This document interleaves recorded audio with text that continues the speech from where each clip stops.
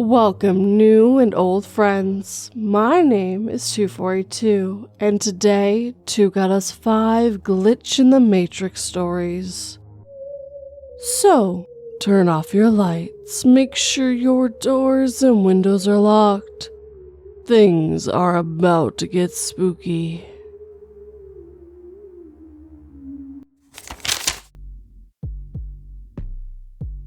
I fell asleep smiling, listening to my boyfriend's breathing as he slept through the phone. I woke up and smiled, still hearing that loud, heavy breathing, before realizing my phone was dead.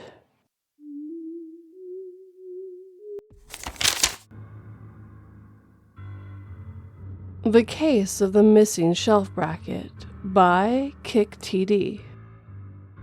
About a month ago, my wife and I decided to organize our garage and get some shelves put up so we could get some stuff off the garage floor and make more room. We went to Lowe's, a hardware store to non-US/Canadian listeners, to get the shelves, brackets, and screws we needed to do our project. While getting the brackets to hold the shelf boards on the wall, we distinctly remember counting 9 brackets, because the first box only had 6 in it, and we had to get 3 more out of the box behind it to total 9 brackets. So we finished getting everything, including the 3 8-foot long, heavy-ass shelf boards, and go to the checkout. We're doing the self-checkout, and we count the brackets again, and there are 9 in the cart, so we scan 1, place it back in the cart with the others, and we are working on setting the quantity to 9 on the self-checkout machine. When one of the workers come up and does it for us, we tell her we have 9 of them. Once we're going out of the store, load everything and go back home, we start working on putting them up and made sure we had, once again, 9 brackets to hold the shelf boards. While putting up the first shelf, I had one of the brackets in my hand while looking for some washers, as the screw heads were just slightly small enough that they would slip through the holes in the bracket. And I remember holding onto the bracket in my hand, then setting it down with the other brackets and walking not 10 steps away to get the washers. As we were in the garage with all the tools and hardware coming back, we start putting the brackets up. So we get to the last shelf, my wife goes, we have a problem, we're missing a bracket. I look at her with a confused look and said, how? We got 9 from the store, we had 9 at the checkout, we even had 9 when we were putting them up. Is there one still in the vehicle or maybe miscounted? We checked the vehicle and nothing. No brackets, so now we're even more confused, and I remember I had that one in my hand and set it down with the brackets when I went to get the washers. Maybe I set it down somewhere else and I thought I set it with the other brackets.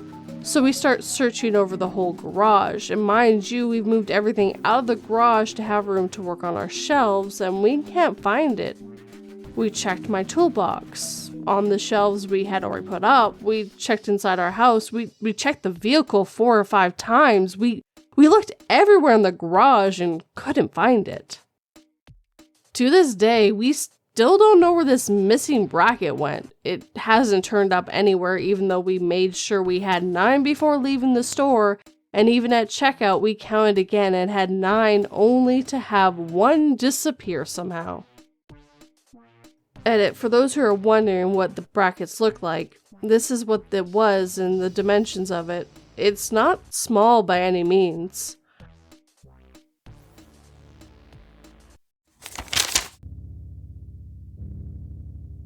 Appalled, I watched as a man hooked his arms under my bathroom stall, and I lifted my foot to give him a kick. I drew my foot back in shock as his second elbow came into view, his long, spider-like fingers wrapping around the latch.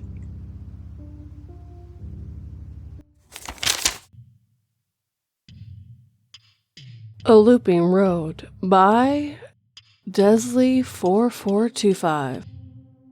I grew up and, in fact, still live in northeast Idaho.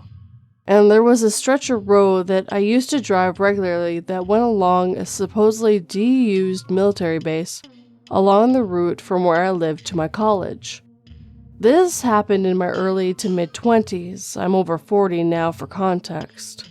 My girlfriend at the time was not known for being the most observant at the best of times, and I'll say she noticed absolutely nothing when this happened while we were both in the car. I had always heard about weird things that went on at that base and that it was supposed to be a high priority target in the Cold War era because of things going on there among other things, but that's not why I'm writing this. About halfway to my house and campus, there was that disused base that I mentioned, where cell signal was non-existent, and the base just seemed to go on for miles. I was aware of the highway hypnosis being a thing, and I always paid attention to things around the base area just to break up the tedium. I was never sure how long the base area actually was or how many gates there were, just that it seemed to go on forever. This day, though, I got curious and started counting gates as I passed them because it seemed like it was taking forever to get through the area. I didn't start counting right away, but after a while I realized we passed 9 gates into the compound before we end up back in civilization, with no cell service and no idea how long the drive should have been. My girlfriend noticed nothing out of the ordinary and just thought I lost my last marble. I asked her how many gates there should have been, and she had no idea and didn't notice the extra long drive. No one missed us, and we didn't have a set time or destination. But ever since then, I've always counted the gates as I drive through there, and I know the mileage now. There are, and have ever only been, 3 gates. 2 look absolutely abandoned, and 1 does look like there is some usage. But there has been a lot more activity there in the last couple of years than previous years. I have no idea why I drove past 9 gates one day and how I noticed it seemed to be looping, but I was leery driving through there for years afterwards. I've had other experiences, but this has to be the biggest glitch. I have wondered more than once if I somehow slipped through a parallel dimension or a plural zone. Douglas Adams reference, especially given the hellscape the US has become, especially post 9/11, and the subtle differences in how I remember things compared to others around me.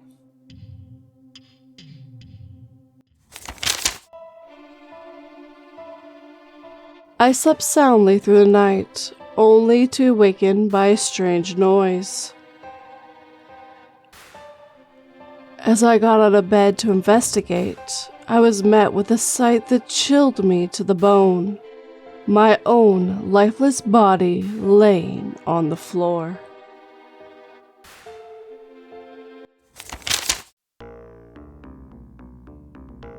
Crazy experience outside of the Matrix by DamnPlayer23. I hope I don't sound crazy and someone can help me here. It was late at night. I don't remember the exact day, but it was around October of last year. I was in my girlfriend's basement. We were just winding down from our party.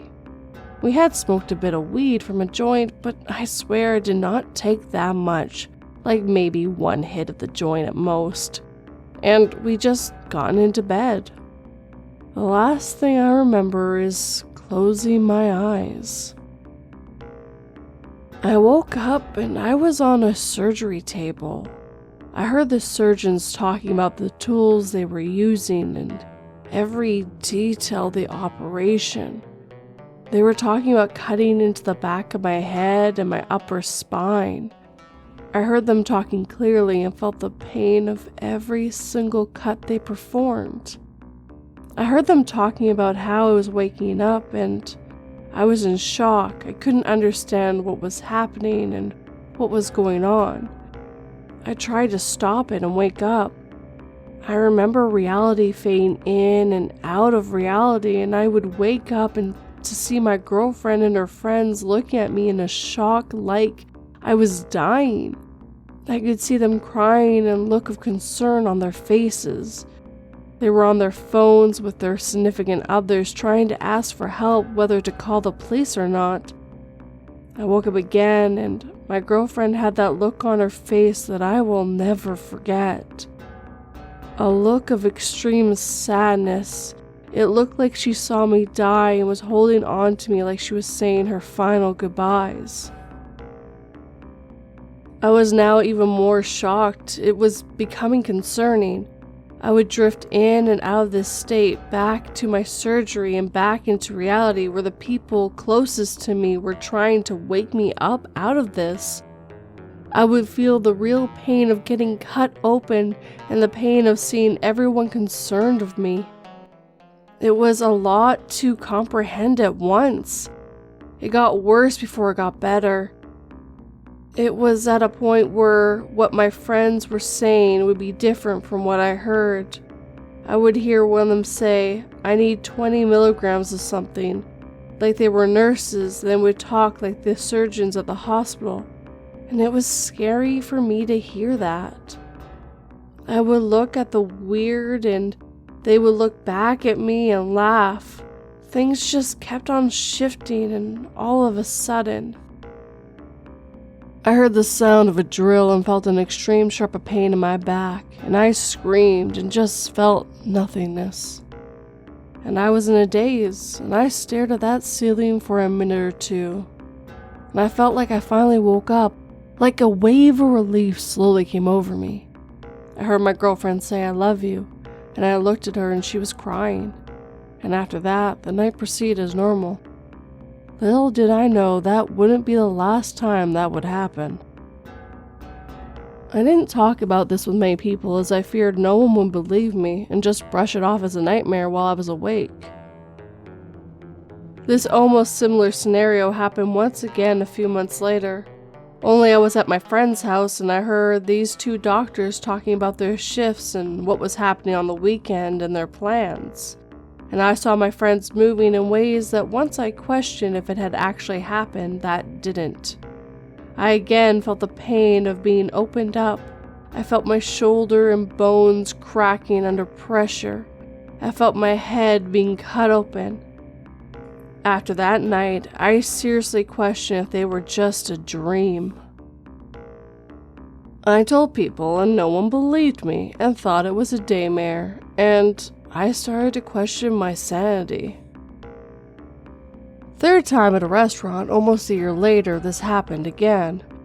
My girlfriend and I were there and it started happening. I heard people around me talking about me and my movement and hoping I didn't touch my head.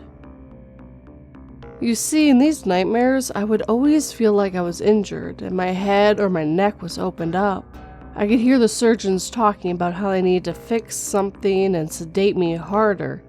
It was like they were doing an annual repair on me. This time, the sequence was faster, and my girlfriend was crying. She told me to drink water and sit up. And when I did, I felt my back pop, my bones click, and it went away, and I returned to normal. All three of these felt far, far stronger than some damn dream. It's more than that. No one dreams while they're awake. These experiences are far too real to not talk about. I hope not even my worst enemy experiences this hell. It has made me question everything. I strongly believe there are some forces out there that we have yet to understand. I don't know if I'm just crazy or if something sinister is happening. I have some theories. I think that humans may be stuck in some matrix simulation. If I'm experiencing a high level of consciousness, I'm perplexed and I don't have any possible solution to what has been happening. And I highly doubt many people have experienced this. I just hope I'm not alone. I need answers. I never want to experience it again, as this has messed up me mentally and ruined my view of life. And I believe we may be in a simulation. And I woke up and now stuck deeper into it. I fought my way out all those times, or again, I may be crazy for thinking that. Thank you for watching, and I hope you hear some theories or any input at all. Let me know. Thanks.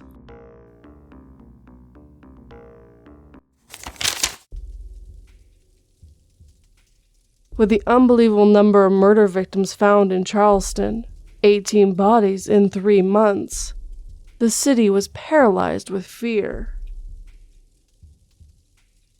Even I was afraid, realizing quickly that I was not the only serial killer in town.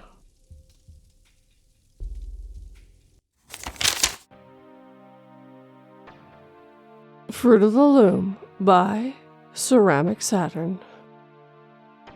I guess I'm late to the party on this. I like to share my side of things on the Fruit of the Loom story. Personally, outside the curiosity like the Berenstain Bears Mandela effect, I've personally thought most of this was hogwash. As a huge Star Wars fan, I remember clearly it being "No, I am your father," with Luke, "I am your father" basically just used as a marketing phrase. I remember C-3PO's leg being silver. I remember most of these things correctly. I do remember being Berenstain Bears, but it wasn't a big enough part of my life to make me start becoming paranoid or anything. When I was a kid, my family lived in Elvakin, Kentucky. My dad worked at the Fruit of the Loom. It felt like everything revolved around this company when I was young. My dad worked as an applications manager. My dad would bring home the IMB ThickPads, the Palm Pilots, all sorts of cool technology that seemed light years ahead of the time to my elementary through middle school age kid's mind. We had tons of company family functions. He'd bring home clothes, etc. Needless to say, this logo was a huge part of my mind. I remember thinking the cornucopia was a loom, and distinctly remember my dad correcting me on that while laughing and teaching me what it actually was. I also remember doodling the logo when I was in class, and making the cornucopia as a bunch of spirals. I just found this Mandela effect this morning, and texted my dad, who's now long moved on from the company. I texted him the logo with the cornucopia in it and said, "You work there. Do you not remember this as their logo?" The response I got was, "I did and do remember it." I then called him, and he asked me why we were talking about something like this. I told him how I was watching the X Games this weekend, which was sponsored by them, and noticed the logo had it removed. After going on the internet to realize apparently it never had the cornucopia in it. He got very defensive immediately, as if someone was calling him a liar, and said, "What do you mean it wasn't their logo? I have things in storage with that logo stitched on it. I know I saw that thing every day for years." I explained to him what a Mandela effect was, which I don't think he quite understood, but the logo thing got him very worked up. He's apparently still friends with a couple of former workers on Facebook. He's going to reach out to them today to see if they remember the same thing. Quite honestly with you, this is one of those freak out moments for myself. I can legitimately say, without a doubt, that this logo used to be different. It bothers me probably more than I ever thought something like this would. It's like being told your parents' name suddenly is something different. I have no reason to remember this cornucopia being there. I didn't even know what this damn thing was until my father corrected me. These are burned in childhood memories I know exist. Not just, I folded the laundry, so I know. I remember large models of this logo at family events. I remember sitting in that damn cornucopia they had. God, the more I think about it, the more it feels like a huge prank. I'll post with updates, if any. Thanks for hearing out my first post here. And there is updates if you're interested. I will have the link to this story on my website if you'd like to check it out.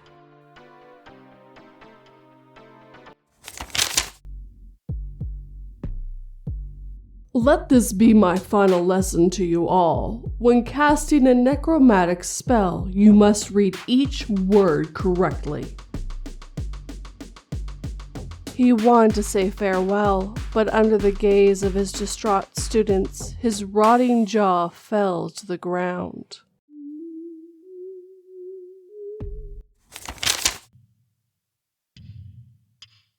The car accident that didn't happen by CeramicSaturn. Some may know me based on my post in the Mandela Effect thread. My father worked at the Fruit of the Loom headquarters in Kentucky. It has since moved. And we both have extremely specific memories and life events regarding the cornucopia. I've had a small handful of other experiences in my life that are perplexing, but nothing in regards to glitches per se, except for this. It honestly bothers me, although it's not scary, just confusing, if that makes any sense. Not sure why, but it's been on my mind as of late, so I figured I'd get this out of my system and post it here. This was a few years ago, so my wife is Canadian born and she still had family up there. Her father had passed several years prior from pancreatic cancer that wasn't diagnosed in time, and her mother was now very ill from complications due to Parkinson's disease. It was a long time coming, and her health having sharply deteriorated after my father-in-law's passing. She was in insistent care living, could no longer speak, and we all knew she would be passing extremely soon. My wife went up to say her goodbyes, and she happened to pass away while she was up there. She stayed some time afterwards to take care of her affairs and attend her funeral. I was working in extremely bad company at the time with an owner who was egotistical and liked to threaten people quite a bit, and was basically told that if I took off that time to go to the funeral, I wouldn't have a job to come back to when I returned. So I stayed here in the States, missed my mother-in-law's funeral. It pissed me off, but there wasn't anything I could do at the time. After it was all complete, I went to pick up my wife at the airport. I saw her along the curbside in front of her airline area and pulled over. There were traffic cops up ahead that will bark at you if you put your vehicle into park, so I was in a hurry to get her luggage, get back into the truck. I had a 2017 Toyota Tacoma at the time. It was the SR5 package with the chrome rear bumper corners on the rear. I picked up her suitcase and flung into the bed of the truck, kissed her, and asked her how she was doing, and opened her door. As she started to get in, I ran around the truck to the driver's side and got in. In this short amount of time, someone had pulled in right in front of me and was taking their sweet time. So I decided to back up to give myself enough room to pull around them into the middle lane. I looked at my backup camera, didn't see anyone, and proceeded to go into reverse. Suddenly, the truck stopped abruptly. I had hit someone that was out of sight of the camera on the corner of my bumper. I was in such a rush to get out of there I didn't even use my mirrors. Dumb, I know. My wife asked me if we hit someone. I said that we had and told her to wait there. I got out and there was a red/maroon Hyundai behind me with a pushed-in grille and a front part of the hood. A Mexican woman and her mother came out of the car screaming at me. I apologized over and over, and they eventually calmed down and realized it was just an honest mistake. I took ownership of the fault from the beginning to end, and they seemed content I wasn't trying to skirt responsibility. I looked at my Tacoma, and the chrome part of the bumper, this chrome only on each far corner, was scraped up badly and slightly dented upwards, though I was honestly pretty happy to see how little damage there was after looking at how badly the Hyundai was banged up. They explained the car was a rental, and they seemed very stressed about having damaged it. They didn't get any insurance from the rental place and were adamant I filled out the paperwork in the glove compartment that provided in case of an accident, which I promptly filled out without any hesitation. I showed them my insurance, which they took a picture of with their phone, and filled that info out as well on the paperwork along with everything else. We wrapped things up, came back into the truck, apologized to my wife who said something to the effect of "shit happens, it's alright," and we went home. Next day I went out to look at my truck, thinking I have to eBay the chrome piece to replace it. It's a cheap part and I'd rather that than have to deal with my insurance replacing the part on top of having to pay for the rental's damage. I was shocked to see there wasn't any damage on the chrome. In fact, I thought I was mistaken on the side I hit since there was absolutely no damage. and checked the other chrome bumper piece. Nothing. Here's the part that messes with me. I never was contacted by my insurance or any other party or company about that crash. My wife remembers it. I remember it. But there was never any damage to that truck after that initial day. And the people who didn't have rental insurance, who would have most certainly reported me due to how badly that Hyundai's damage was, never reported me. Keep in mind, I was super stressed out for weeks, so it's not like we imagined this or something, because I know I have to deal with the insurance companies and pay a deductible, etc. Money was tight at the time as well, and I was extremely stressed out about having to pay $500 for the deductible. I kept waiting for a call, something in the mail. Nothing. I suppose this could be explained away as they were trying to be nice or something and just use their own insurance. I mean, who would take out their own deductible for someone else they didn't even know? But even past that, it doesn't explain why my truck was no longer scraped up and dented. Has anyone else had an experience like this? This Reddit sub was the only place I figured it was relevant. Thanks.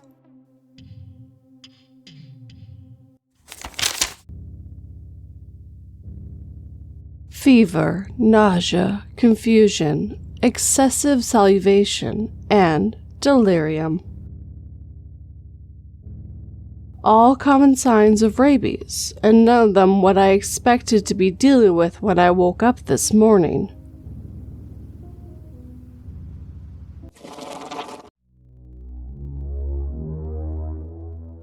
And with that, we're near the end of this video, and I'd like to thank the writers who let me read their stories as always. As always, these stories were very interesting to me. First of all, couldn't imagine losing a bracket while you're trying to do your project. That's infuriating after you made sure you had it. And a looping road that doesn't seem to want to end would be infuriating and also one of my worst fears. And waking up on a surgeon's table over and over again, yeah, that's gotta mess with the guy's head. I'm so sorry about that, dude. Then, of course, the gentleman that had the two stories, the one where he had the car accident that never seemed to have happened, and also the Fruit of the Loom logo change. I personally can't recall if I ever saw the logo in that way. I personally never paid attention. But I do remember the Berenstain thing. That I 100% get. It's pretty messed up when you think one thing to find out, nope, it's not true. Also, Luke, I am your father is a shortened version of No, I am your father, so you get full context. I understood where that one came from, but nonetheless, let's continue on. Now, if you enjoyed this video, hit that like button and make sure it feels it. If you're new, subscribe and turn that pretty little bell to all notifications. If you would like to help this channel/podcast, please just share it with anyone who might enjoy it. And I do have Patreon, merch, and PayPal. And with the patrons, for $1 a month, they get early access to these audios and now an extra story every week. All the links are down below and in the show notes. Now, as always, I personally would absolutely love a comment down below, but I gotta get you that Sunday word first. On screen right now is everyone who wrote me a sentence with last week's word, broken, and a few others that I really liked. One being from the writer themselves, Michael Page. He really enjoyed the story, and I hope you guys did too. Now, on to this week's word, which is harmony, which can mean a musical rhythm together, or when you work well with something or someone. So, if you want, write me a sentence down below using that word, or at me on Twitter, and I'll put you in next week's video / the photo. But as always, guys, thank you so much for just watching and listening. It's really awesome to see how this channel has grown and the podcast even.